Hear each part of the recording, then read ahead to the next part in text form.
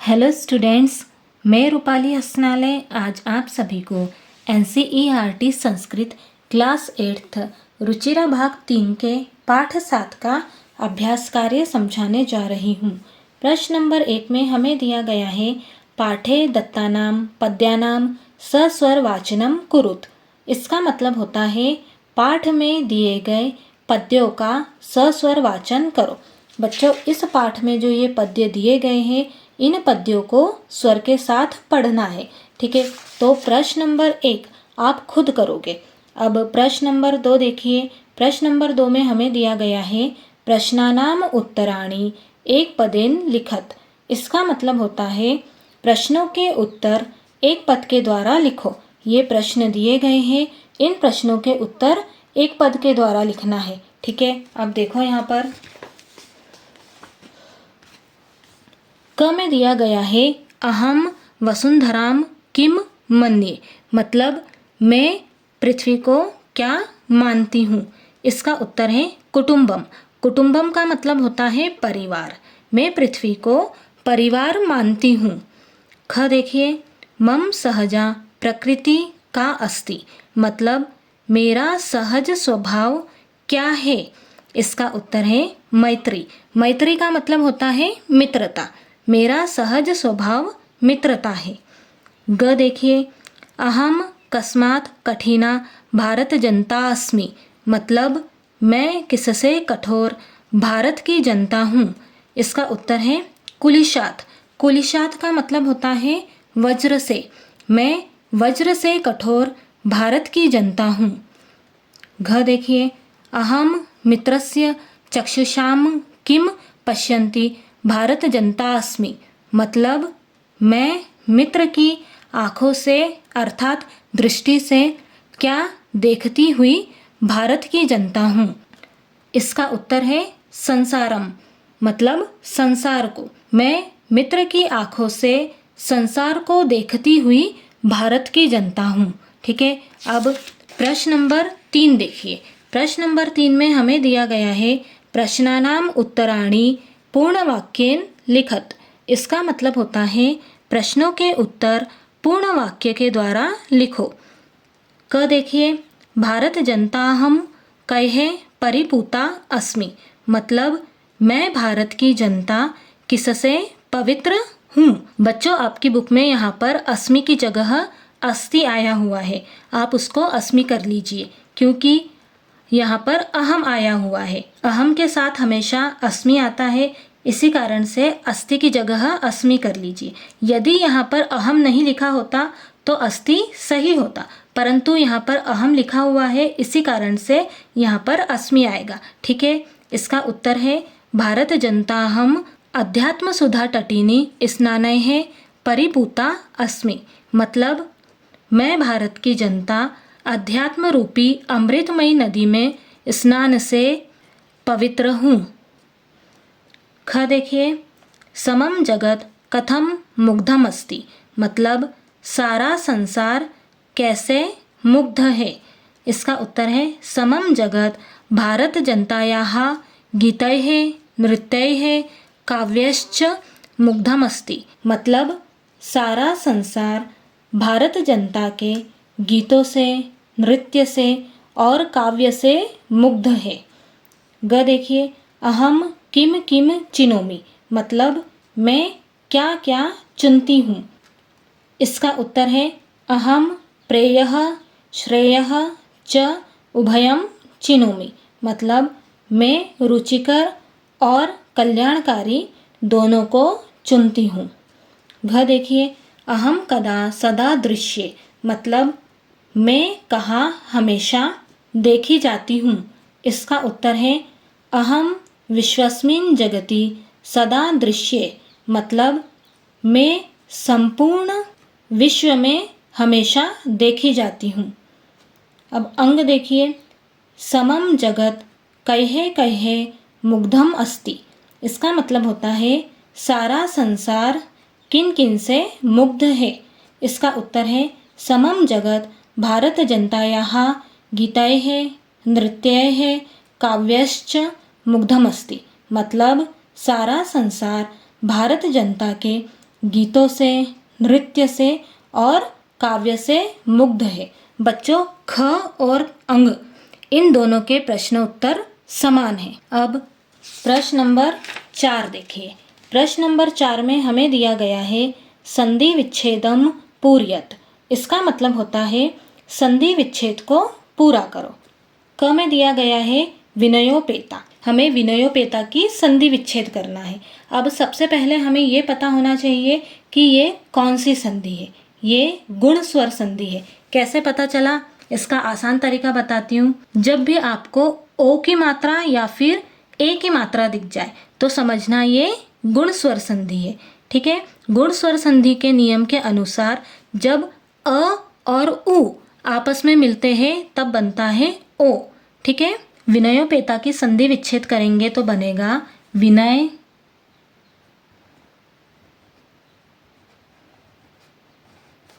धन उपेता। देखो, यहाँ से हमने अ लिया और यहाँ से उ लिया। अ और उ दोनों मिलकर क्या बन जाएंगे? ओ बन जाएंगे। ठीक है। तो विनयोपेता की संधि विच्छेद हुई विनय धन उपेता।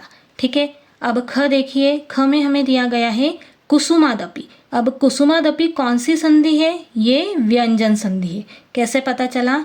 द से पता चला। बच्चों, संधि हमेशा बीच में होती है, पहले और आखिरी में नहीं होती है, हमेशा बीच में होती है। इस बात का ध्यान रखना। अब देखो, व्यंजन संधि के नियम के अनुसार जब किसी वर्ग के पहले वर्ण क, च, ट, त, प का मेल किसी भी वर्ग के तीसरे चौथे वर्ण, अब ये तीसरे चौथे वर्ण कौन से हैं? क वर्ग का तीसरा चौथा वर्ण ग, घ है। च वर्ग का तीसरा चौथा वर्ण ज, झ है। ट वर्ग का तीसरा चौथा वर्ण ड, ढ है। त वर्ग का तीसरा चौथा वर्ण द, ध है। प वर्ग का तीसरा चौथा वर्ण ब, भ है। या फिर य, र, ल, व, ह या फिर स्वर से होता है तो ये अपने वर्ग के तीसरे वर्ण में बदल जाते हैं। जैसे क ग में बदल गया। क पहला वर्ण है, इसका तीसरा वर्ण क्या हुआ? ग। क, ख, ग। ठीक है। च ज में बदल गया। ट ड में बदल गया। त द में बदल गया और प ब में बदल गया। ठीक है। हमें दिया गया है कुसुमादपि। कुसुमादपि की संधि विच्छेद होगी कुसुमात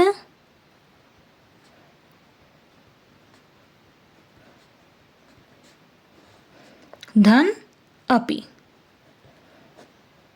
यदि हम संधि करेंगे तो त द में बदल जाएगा, अर्थात पहला वर्ण तीसरे वर्ण में बदल जाएगा। और यदि हम संधि विच्छेद करेंगे तो ये जो तीसरा वर्ण है ये पहले वर्ण में बदल जाएगा। ठीक है। कुसुमादपि का संधि विच्छेद क्या हुआ? कुसुमात धन अपि। ठीक है। अब ग देखिए, हमें दिया गया है चिनोम्युभयम। ये कौन सी संधि है? ये यण स्वर संधि है। कैसे पता चला? यहाँ पर यू आया है। यण स्वर संधि के नियम के अनुसार जब ई और उ आपस में मिलते हैं तो बनता है यू। तो हम चिनोम्युभयम का संधि विच्छेद करेंगे तो बनेगा चिनोमी चिनो।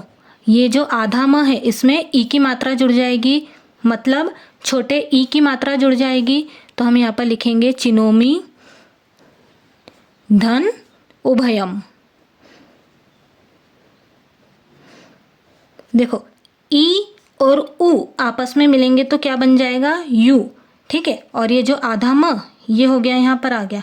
चिनोम्युभयम की संधि विच्छेद हुई चिनोमी धन उभयम। ठीक है। अब घ देखिए। घ में हमें दिया गया है नृत्यैर मुग्धम। ये कौन सी संधि है? ये विसर्ग संधि है। अब हम इसका विच्छेद करेंगे तो बनेगा नृत्य है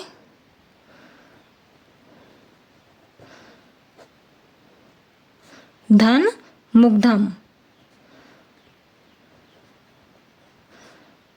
देखो, ये जो आधा र है, ठीक है, ये आधा र विसर्ग में बदल गया। नृत्यैर मुग्धम की संधि विच्छेद हुई नृत्य है धन मुग्धम। ठीक है। अब अंग देखिए। अंग में हमें दिया गया है प्रकृति रस्ति। ये विसर्ग संधि है। इसका हम विच्छेद करेंगे तो बनेगा प्रकृति देखो ये जो र है, र किससे मिलकर बना है? र धन अ से मिलकर बना है। जो आधा र है वो किस में बदल जाएगा? विसर्ग में। प्रकृति ही और बचा क्या? अ, और ये जो स्ति हमने ऐसा का ऐसा लिख दिया। प्रकृति ही धन अस्ति। ये जो र है, र किससे मिलकर बना है? र धन अ से मिलकर बना हुआ है। ठीक है, आधा र विसर्ग में बदल गया और जो अ है वो यहाँ पर आ गया। ठीक है, प्रकृति रस्ति का संधि विच्छेद करेंगे तो बनेगा प्रकृति ही धन अस्ति।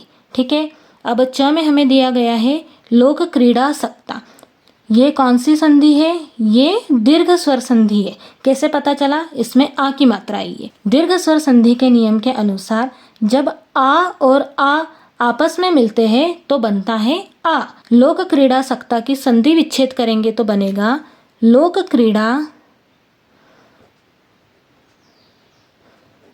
क्रीड़ा धन आसक्ता।